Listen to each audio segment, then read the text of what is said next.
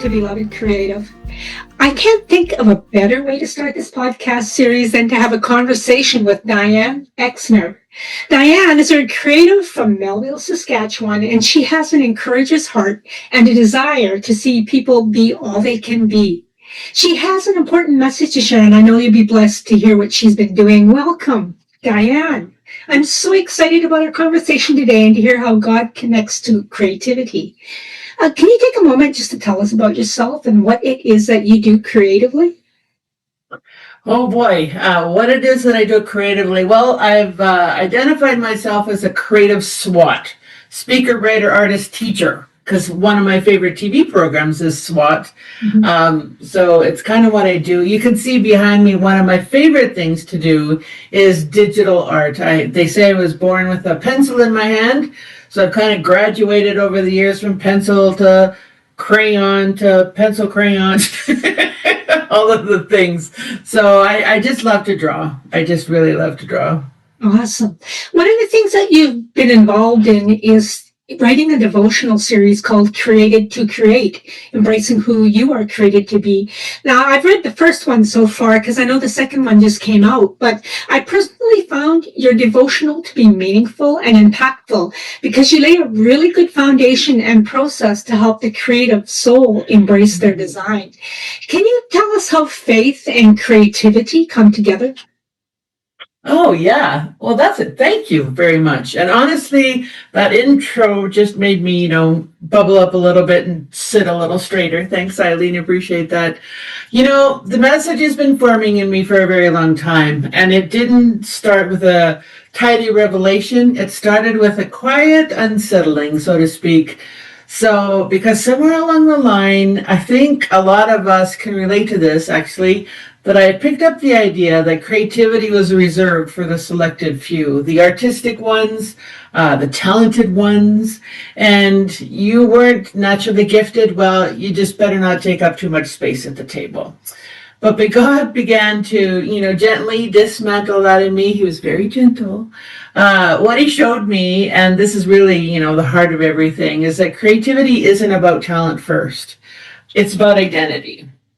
And we create because we are made in his image of the creator, the ultimate creator himself. His spiritual DNA, his very nature is woven into who we are, right? Mm-hmm. And once that landed, everything changed, everything shifted for me. So when identity is settled, creativity stops being about striving and starts being about listening. Less performance, more presence. And that's really what Created to Create is about, helping people slow down, make room for God, and embrace who they actually been created to be. Wow, that is good stuff. So what inspired you to write these devotionals, and what is it that you want people to learn about God and creativity?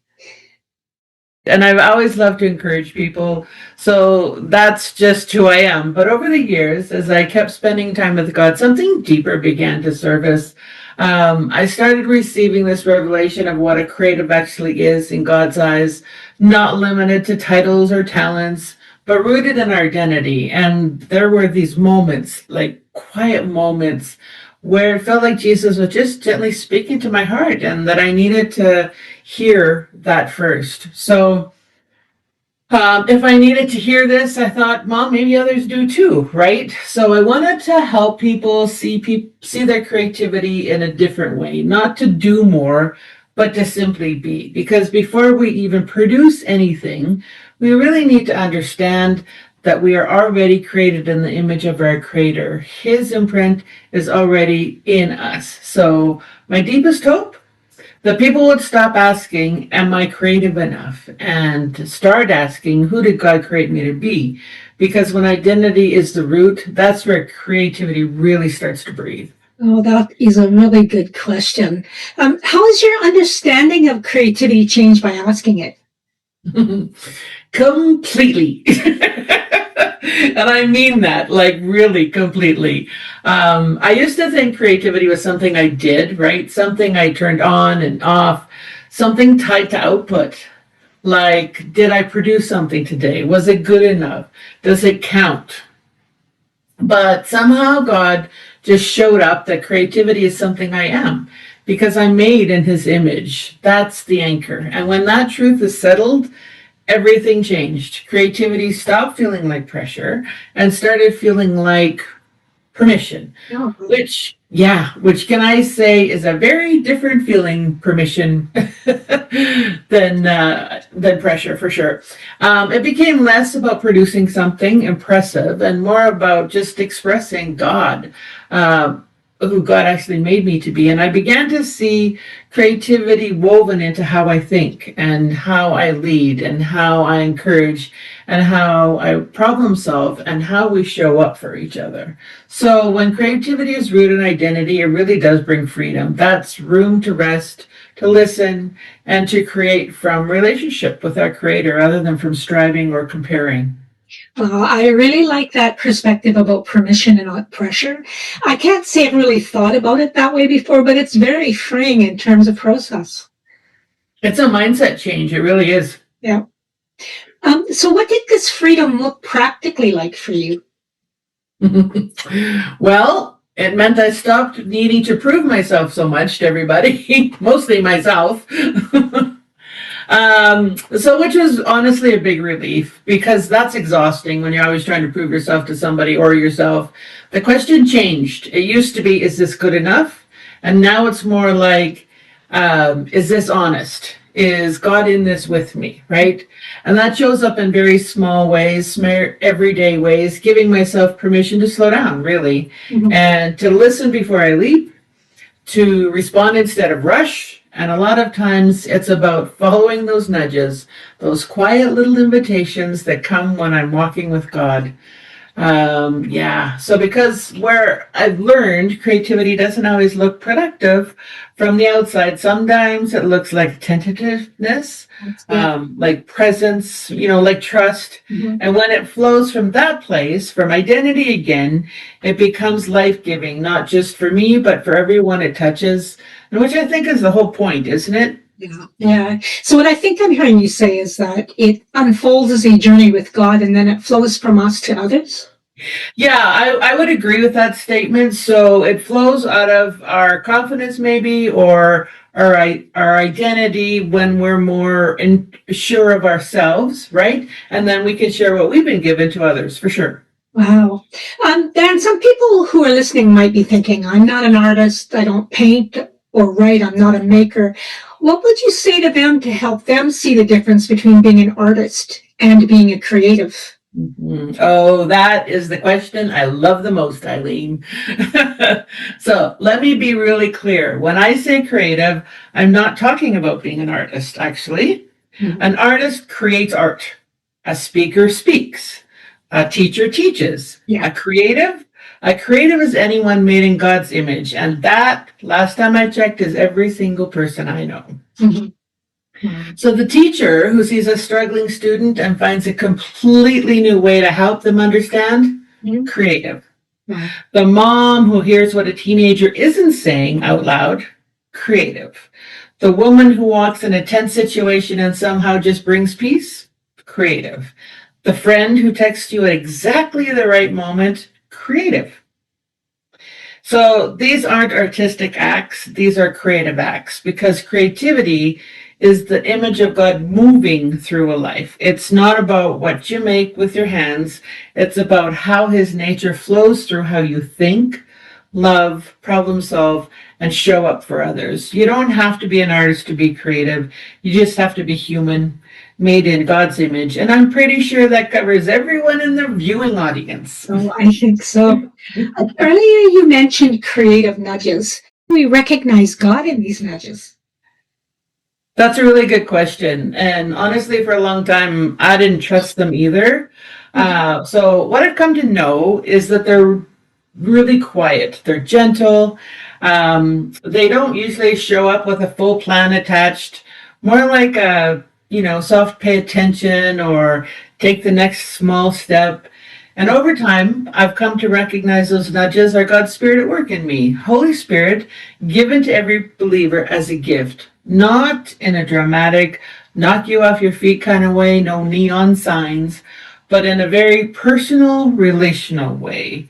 They tend to align with peace rather than pressure, with truth rather than fear. And the more I respond to them, and even in small ways, the more familiar they become.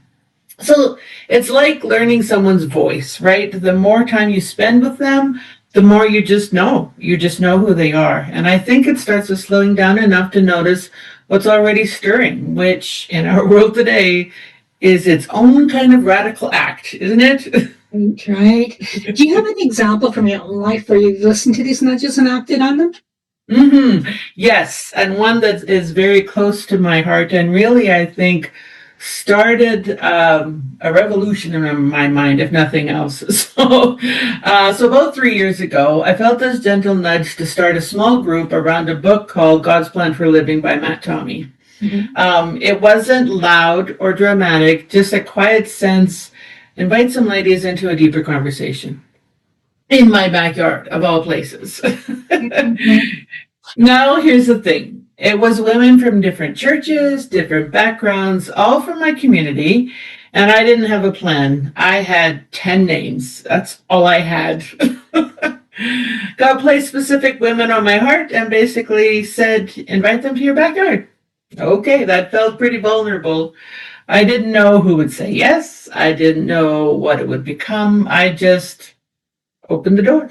Wow. And what grew out of that invitation has been genuinely beautiful. And we've walked together. We've learned about our identity in God together. And we don't just think differently now. We actually walk differently. So we're more attentive. We're more honest, more aware of God's presence in the everyday. What's beautiful in this pattern of invitation goes all the way back to my childhood. Do we have time for a story? Sure do. Oh, this is a funny kind of story after I thought about it for a while, actually. So when I was about 7 or 8, I was cleaning out a junk drawer, and I think we all know what a junk drawer is. So this was often my job, and I'm not sure if Mom was trying to teach me work ethic or punishment. I'm still not quite sure. But anyway, cleaning up the junk drawer, I found a Sunday school coloring page of Jesus knocking on the door, and it had Revelations 3:20 on the bottom. And it said, I stand at the door and knock, and if anyone hears my voice and opens the door, I'll come in. So I felt something inside, and I took this completely literally.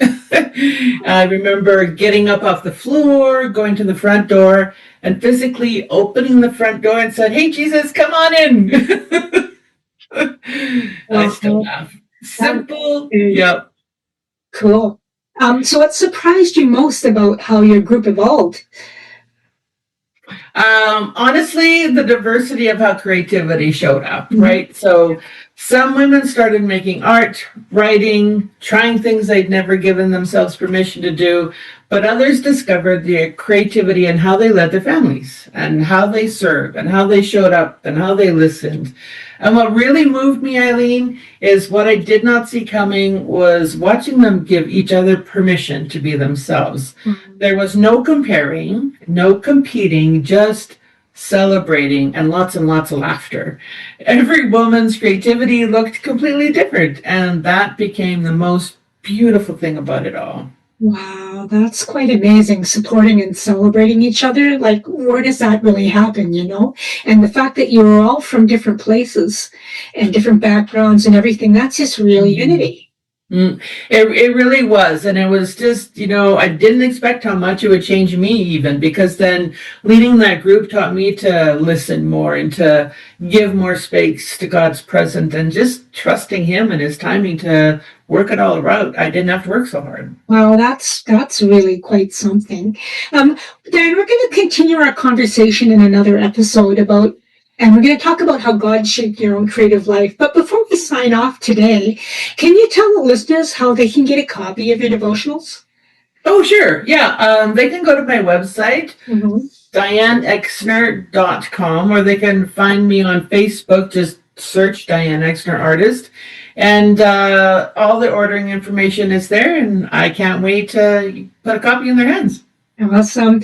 We will, to the listeners, we will provide that information in written form just to make it easier for you to find. And Diane, I just want to thank you so much for taking the time to share your heart and message. And I know I've really enjoyed this conversation, and I'm looking forward to talking to you more in the future. Coming up next are some examples of Diane's art, so don't forget to click on the links to her website, and you'll find that in the description. And there you're going to see more of her art and information on how to get your own copies of the devotional Created to Create. Thank you all for listening, and I hope that you have a wonderful day. Take care. Thanks, Eileen.